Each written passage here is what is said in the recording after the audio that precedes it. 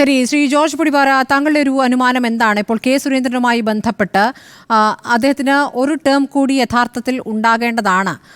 ഇപ്പോൾ നഡ്ഡ ഒഴിയുന്നതിനനുസരിച്ച് ഇപ്പോൾ നഡ്ഡ ഇപ്പോൾ മന്ത്രിയാകാൻ പോകുന്നു. അപ്പോൾ ദേശീയ നേതൃത്വം മാറുന്ന ഘട്ടത്തിൽ എല്ലാ നേതൃത്വങ്ങളിലും ഒരു സ്ഥാനചലനം ഉണ്ടാകുമെന്ന് കേൾക്കുന്നു.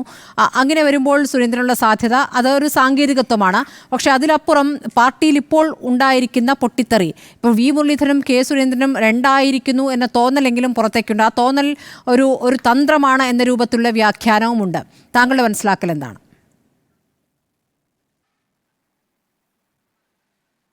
പ്രതി സ്വാഭാവികമായിട്ട് ഈ ഒരു ഘട്ടത്തിൽ കെ സുരേന്ദ്രൻ ഒരു സംസ്ഥാന പ്രസിഡന്റ് എന്നുള്ള നിലയിൽ പാർട്ടിയിലെ എല്ലാ നേതാക്കളെയും അല്ലെങ്കിൽ എല്ലാ വിഭാഗങ്ങളെയും ഒരുപോലെ കൂട്ടിയിണക്കി ഒരൊറ്റ ഘടകമാക്കി മാറ്റി മുന്നോട്ട് കൊണ്ടുപോകാൻ കഴിയുന്നില്ല എന്നുള്ളത് കേന്ദ്ര നേതൃത്വത്തിനൊക്കെ നന്നായിട്ട് അറിയാവുന്നതാണ്.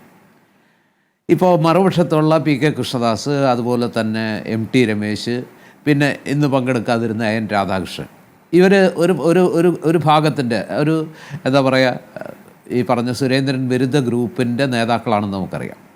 ശോഭാ സുരേന്ദ്രനാകട്ടെ ഇന്നത്തെ മീറ്റിങ്ങിൽ പങ്കെടുത്തു.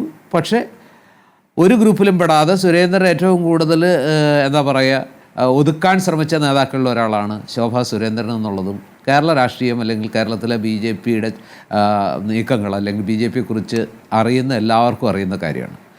അപ്പോൾ മറുപക്ഷത്ത് ഇപ്പോൾ താങ്കൾ ചൂണ്ടിക്കാണിച്ചതുപോലെ സുരേന്ദ്രനെ ഏറ്റവും കൂടുതൽ പിന്തുണച്ചതും സുരേന്ദ്രൻ ഗ്രൂപ്പ് എന്ന് പറയുന്നത് ഒരു പരിധിവരെ വി മുരളീധരൻ ഗ്രൂപ്പ് കൂടിയായിരുന്നു. ഈ രണ്ട് പേരാണ് ആ വിഭാഗത്തെ ശക്തമായി നിലനിർത്തിയതും പല കാര്യങ്ങളിലും അവരുടെ നില ഭദ്രമാക്കിയതും പാർട്ടിയിൽ അവരുടെ സ്വാധീനം ഗണ്യമായി ഉയർത്തി അവരാഗ്രഹിക്കുന്ന രീതിയിൽ പാർട്ടിയെ മുന്നോട്ട് കൊണ്ടുപോകാനുള്ള ഒരു കരുത്ത് ആർജിച്ചത് ഈ രണ്ട് പേരുടെയും ഒരു ബലം കൊണ്ടാണ്.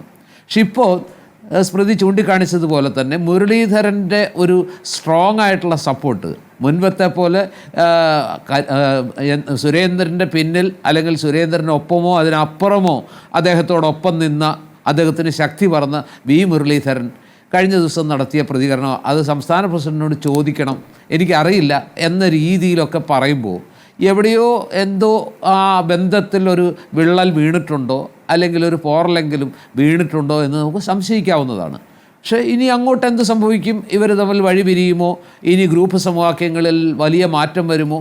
ഇതെല്ലാം പരിഗണിച്ച് ഈ കേരളത്തിലെ BJPയെ അല്ലെങ്കിൽ BJP നേതൃത്വ സുരേന്ദ്രനെ മാറ്റി ഈ പാർട്ടിയെ ഒന്നുകൂടി ഒറ്റക്കെട്ടായി മുന്നോട്ട് കൊണ്ടുപോകാൻ കഴിയുന്ന ഒരാളെ പ്രസിഡന്റ് ആക്കുമോ നമുക്ക് അറിഞ്ഞുകൂടാ. ഏതായാലും ഇപ്പം മിഥുൻ നേരത്തെ സൂചിപ്പിച്ചതുപോലെ സുരേന്ദ്രൻ എന്ന നേതാവ് അത്ര ദുർബലനായൊരു നേതാവൊന്നുമല്ല. പല പരീക്ഷണങ്ങളിലും എന്തൊക്കെ പറഞ്ഞാലും സുരേന്ദ്രൻ പ്രസിഡൻ്റായിരിക്കുന്ന സമയത്താണ് കേരളത്തിൽ BJP ആദ്യമായിട്ട് പാർലമെൻറ്റിലേക്ക് ഒരു സീറ്റ് പിടിച്ചെടുത്തത്. അത് അദ്ദേഹത്തിന് ജയിച്ചയാൾ പറയുന്നത് പാർട്ടിയുടെ ബലം കൊണ്ടൊന്നുമല്ല, ഞാൻ 5-6 വർഷം അവിടെ തമ്പടിച്ച് നടത്തിയ എൻ്റെ ഒരു വ്യക്തി പ്രഭാവത്തിൽ ആകൃഷ്ടരായി ജനം എനിക്ക് വോട്ട് ചെയ്തുകൊണ്ടാണ്. ദേശീയ നേതൃത്വം നേരിട്ട് തെരഞ്ഞെടുപ്പാണ് സുരേഷ് ഗോപിയുടേത്. അത് സുരേഷ് ഗോപി സംസ്ഥാന നേതൃത്വത്തിന് വഴങ്ങാതെ വേറെ തന്നെ ഒരു വ്യക്തിത്വമായി മാറി നിൽക്കുന്നത് നമ്മൾ കാണുന്നതാണല്ലോ. തെരഞ്ഞെടുപ്പിന് ശേഷമുള്ള അദ്ദേഹത്തിന്റെ ജയിച്ച് MP ആയതിനു ശേഷമുള്ള അദ്ദേഹത്തിന്റെ രീതികളും പ്രവർത്തകരും പാർട്ടിയുമായി ബന്ധമില്ലാത്ത രീതിയിലാണ്. സുരേന്ദ്രൻ്റെ ക്രെഡിറ്റ് മാത്രമല്ല, പക്ഷേ സുരേന്ദ്രൻ്റെ ക്രെഡിറ്റ് ഇല്ല എന്ന് പറഞ്ഞാൽ അതും ഒരു തെറ്റ് തന്നെയാണ്.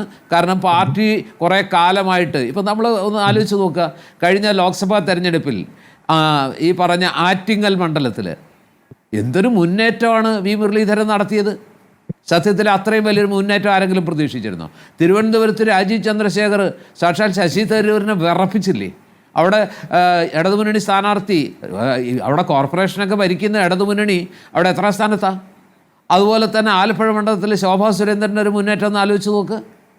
കഴിഞ്ഞ തവണ ഈ പറഞ്ഞ ഏക മണ്ഡലം, അതായത് ഇടതുമുന്നണി ജയിച്ച ഏക മണ്ഡലം ആലത്തൂരിൽ അതിന് മുമ്പത്തെ തവണത്തേക്കാൾ 1 ലക്ഷത്തിലധികം വോട്ടിൻ്റെ ഒരു കുതിപ്പ് BJPക്ക് ഉണ്ടായില്ലേ? അപ്പോൾ സ്വാഭാവികമായിട്ടും സുരേന്ദ്രൻ്റെ കാലഘട്ടത്തിൽ പാർട്ടിക്ക് ഒരു കുതിപ്പ് ഉണ്ടായില്ല, നേട്ടം ഉണ്ടായില്ല എന്നൊന്നും പറയാൻ പറ്റില്ല. പക്ഷേ പാലക്കാടിൻ്റെ കാര്യത്തിൽ അദ്ദേഹത്തിന് പിഴച്ചു എന്ന് പറയാൻ എനിക്ക് ഒരു മടിയില്ല.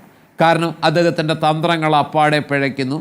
കൃഷ്ണകുമാറിനോടുള്ള ഒരമിത പ്രതിപത്തി, യാഥാർത്ഥ്യങ്ങളെ യാഥാർത്ഥ്യബോധത്തോടെ ഉൾക്കൊള്ളാനുള്ള, വസ്തുനിഷ്ഠമായി ഉൾക്കൊള്ളാനുള്ള ഒരു അദ്ദേഹത്തിനൊരു തടസ്സമായി മാറി എന്നാണ് ഞാൻ വിചാരിക്കുന്നത്.